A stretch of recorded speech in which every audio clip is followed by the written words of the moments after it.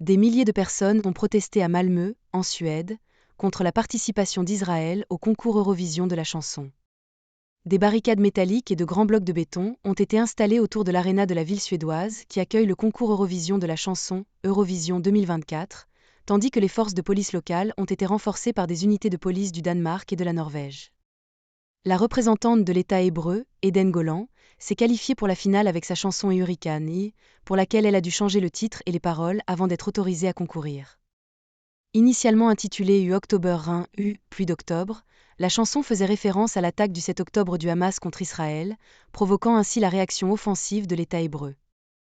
Mais même cela n'a pas apaisé la colère des manifestants, qui ont allumé des feux de joie aux couleurs du drapeau palestinien lors du rassemblement bruyant, où les participants ont scandé sans relâche les slogans et du fleuve à la mer, la Palestine sera libre et Israël, État terroriste, appelant à un cessez-le-feu à Gaza. Je vis ici, nous disons que nous sommes une démocratie, mais personne ne fait rien. Les enfants meurent là-bas, les gens sont tués chaque jour. Ça ne peut plus continuer comme ça. Et les gens ici à l'Eurovision veulent faire la fête. Il n'y a rien à fêter au milieu d'une guerre qui ne prend pas fin, a déclaré un manifestant. Les organisateurs de la protestation ont déclaré qu'ils manifesteront à nouveau contre la participation d'Israël avant la finale de samedi.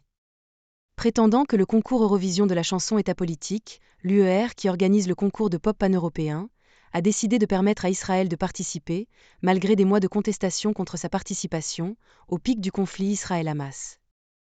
Les critiques ont rappelé aux organisateurs l'exclusion de la Russie de la compétition en raison de l'invasion de l'Ukraine en 2022. De même, il y a un an, la Biélorussie a été exclue en raison de son bilan en matière de droits de l'homme et de liberté de la presse. Cette année, la présence de drapeaux palestiniens lors du festival est également interdite.